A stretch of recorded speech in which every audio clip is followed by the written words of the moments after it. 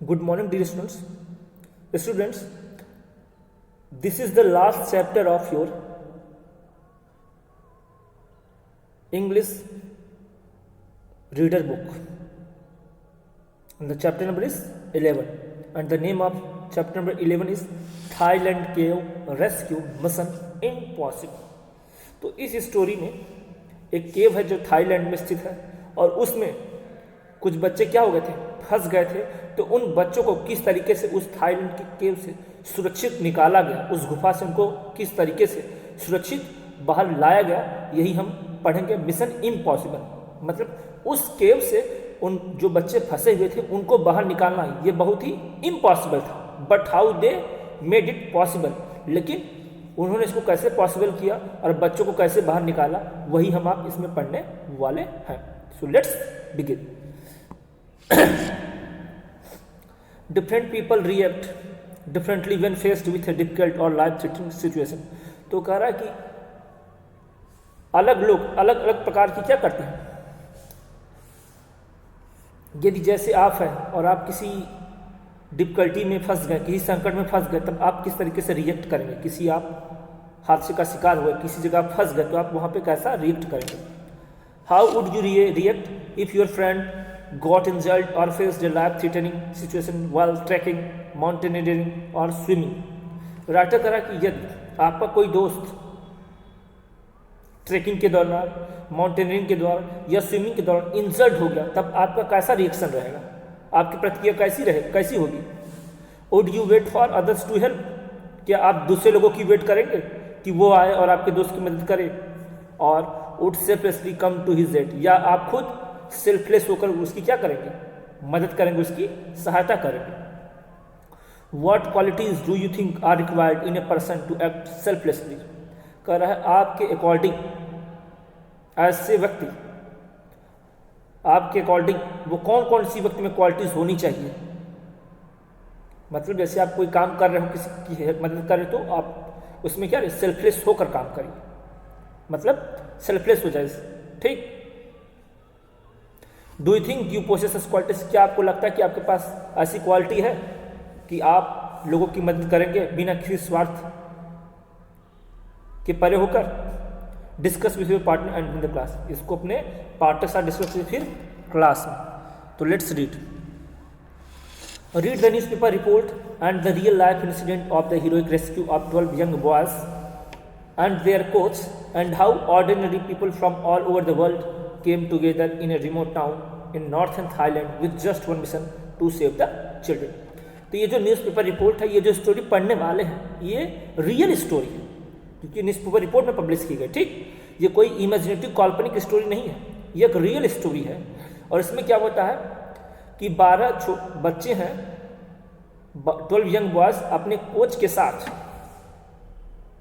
Northern Thailand के केव में क्या हो जाते हैं, फंस जाते हैं। और किस तरीके से उन 12 बच्चे और उनके कोच को उस थाईलैंड की केव से सुरक्षित बाहर निकाला जाता है, यही हम आप पढ़ेंगे। तो उन बच्चों को, जो बच्चे केव में फंसे हुए थे, उन बच्चों को बाहर निकालने के लिए पूरा जो वर्ल्ड था वो एकत्रित हो गया था। पूरे संसार का ध्यान वहाँ पर था कि इन बच्चों को यहाँ से कैसे बाहर निकाला जाए। Thai cave rescue 12 boys and their coach rescue. तो इस थाईलैंड केव रेस्क्यू में 12 बच्चे थे और जो उनके कोच थे उनको रेस्क्यू किया गया, बचाया गया। ठीक। ये कब है, 10 जुलाई 2018। द ट्राइब्यूनल, जो वहाँ के स्थानीय वासी होंगे, after an order of more than 2 weeks all 12 boys and their coach who were stuck in the flooded Tham Luang cave have been rescued by the Thai Navy SEAL team. तो वो जो 12 boys थे और जो उनके coach थे, वो करीब उस गुफा में 2 वीक से ज़्यादा भी वहाँ पे वो फंसे हुए थे। वो पेनफुल थे क्योंकि उस केव में फंसे हुए थे, तो 2 वीक से भी ज़्यादा वो क्या थे, वहाँ पे वह उनकी कंडीशन बहुत ही पेनफुल थी, फंसे हुए थे। और लास्ट में क्यों, who were stuck in the flooded, वो बाढ़ की आने की वजह से वो थाम लुआंग में केव में अचानक बाढ़ आ गई और उस गुफा में बाढ़ आने की वजह से वो अचानक उस गुफा में क्या हो गए, फंस गए। और एट लास्ट उनको जो थाईलैंड की नेवी सील टीम थी उसने क्या किया, उनको वहाँ से रेस्क्यू किया, बचाया। The 12 wild boars and coach have emerged from the cave and they are safe. The Thai Navy SEAL unit said after ending a 3-day rescue attempt that had caught the world's attention. तो जो Thailand की navy team थी उसने 3 दिन की लगातार अथक प्रयास करने के बाद वो जो 12 बच्चे थे उनके कोच थे उनको वहाँ से बाहर निकाला, और उसके बाद जो पूरे वर्ल्ड का अटेंशन है वहाँ पे उनकी तरफ गया। पूरे संसार का अटेंशन उस समय था जब ये बच्चे उस केव में फंसे हुए थे, और 3 दिन की अथक परिश्रम के बाद, अथक मेहनत के बाद थाईलैंड की नेवी टीम उन बच्चों और उनके कोच को उस थाईलैंड केव से बचाने में कामयाब रही। The wild boars saucer team and their coach got trapped on June 23 when they went to explore the vast cave after saucer practice when rainy season downpour flooded in the tunnels. तो जो wild boars थे, wild boars मतलब उस team का नाम था जिसमें 12 बच्चे थे और उनके कोच, तो ये लोग वहाँ की जो केव साइड थे वहाँ पे लोग प्रैक्टिस करने के लिए गए थे, और अचानक वहाँ पे क्या हुआ, खूब तेज से बारिश होने लगा और अचानक वहाँ पे बाढ़ आने की वजह से वो उस केव में फंस गए। British diverse found the boys and the coach huddled on a muddy bank in a partly flooded chamber several kilometers inside the cave on Monday last week. तो जो ब्रिटिश डाइवर्स थे उन्होंने पता कि जो बॉयज और जो कोच थे वो वहाँ की जो मडी बैंक, वहाँ का जो थोड़ा कीचड़ टाइप से था वहाँ पे वो क्या हो गए थे, फंस गए थे। वो अचानक केव में थे तो अचानक क्या हो गया, अचानक उसमें बाढ़ आ गई उस गुफा के अंदर, और जिससे वो क्या हुए, केव के कई अंदर किलोमीटर्स कई जाके वहाँ पे फंस गए।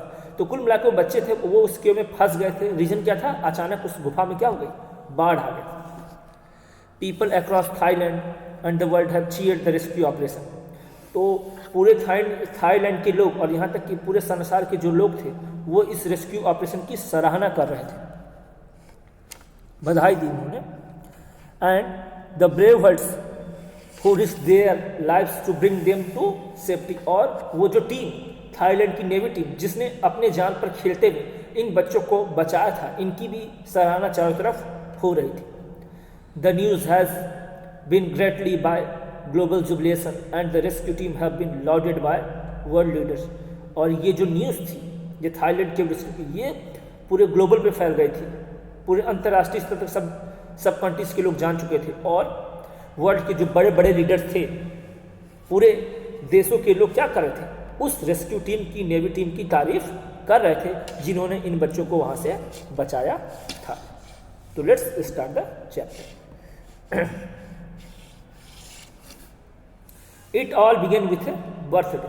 तो इन सब की शुरुआत कहाँ से हुई, एक जन्मदिन से हुई। On Saturday 23 June Peerapat Sompiangjai turn 70। तो ये देखिए थोड़ा सा थाईलैंड का लैंग्वेज है तो यहाँ पे आपको थोड़ा कम समझ में आएगा, ठीक, उससे लेकिन कोई मतलब नहीं। तो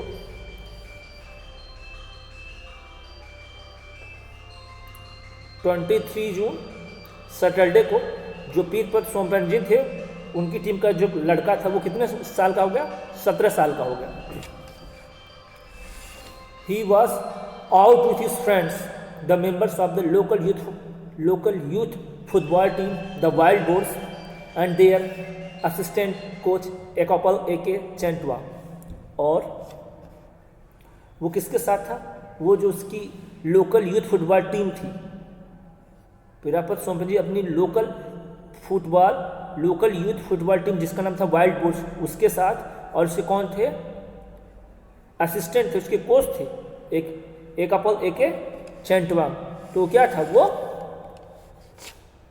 अपनी इन सब टीम के साथ वहाँ पे वो क्या था, उपस्थित था मतलब बर्थडे वो सेलिब्रेट की, एंजॉय किए। After their football practice the boy reached each other on their bicycles and went into the forested hills that lately had experienced a lot of rain and was now blanketed in mist. अब जो बच्चे थे जिसका जन्मदिन था, इन्होंने अपना जन्मदिन मनाया, इसके बाद फुटबॉल प्रैक्टिस करने के बाद ये जो बच्चे थे ये अपनी बाईसाइकिल से फॉरेस्टेड हिल्स, जो पहाड़ी जंगल थे, पहाड़ी इलाके थे, वहाँ पे वह बाइसाइकिल से घूमने के लिए वहाँ पे चल दिए। और जब वो आगे गए तो इनको मालूम पड़ा कि वर्षा जो काफ़ी तेज शुरू हो चुकी थी। जब ये जंगल में बहुत दूर तक चले गए, जंगल में बहुत आगे तक पहुँच गए उस फॉरेस्टेड हिल्स पे, तब इन्होंने देखा कि बारिश जोरों से क्या हो रही थी और चारों तरफ क्या पड़ रहा था, कोहरा पड़ रहा था, चारों तरफ ओस पड़ रही थी और उस कोहरे में कुछ भी दिखाई नहीं दे रहा था, पूरा धुंधला पड़ रहा था। बारिश होने लगी एकाएक और अचानक चारों तरफ कोहरा छा गया और उस धुंधले कोहरे में कुछ भी दिखाई नहीं दे रहा था। They wanted to visit the Tham Luang cave, a favorite rendezvous for the boys. तो वो जो बच्चे थे, वो जो उनकी टीम थी वाइल्ड बोर्स की, तो ये जो टीम थी वो थाम लुआंग जो केव थी, ये बहुत ही फेवरेट जगह थी घूमने लायक, तो वो वहाँ पे विजिट करना चाहते थे, वहाँ पे जाना चाहते थे।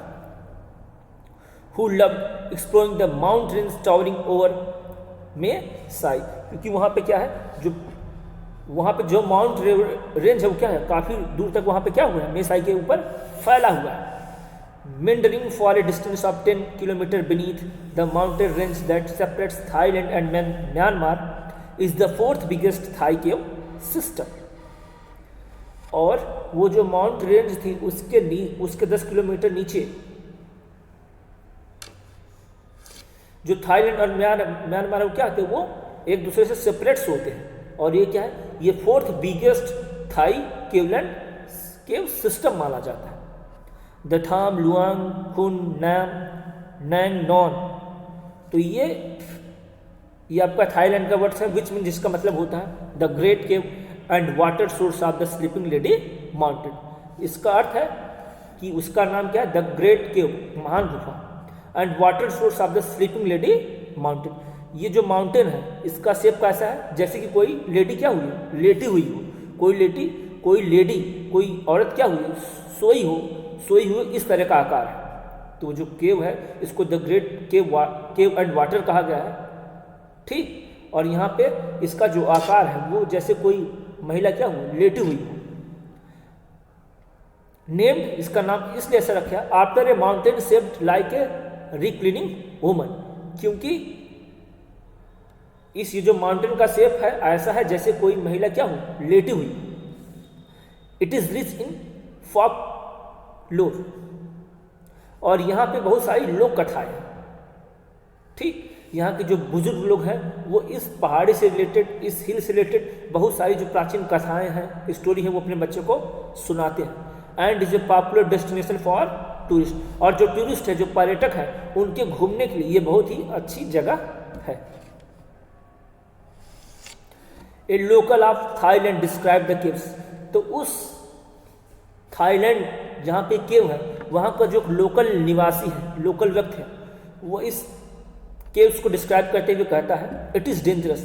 तो ये थाईलैंड केव जहाँ पे है, ये केव जहाँ पे है, तो वहाँ का जो लोकल व्यक्ति है, लोकल सिटीजन है, वो इस केव के बारे में डिस्क्राइब करते हुए कहता है इट इज़ डेंजरस, कहता है ये केव बहुत ही डेंजरस है।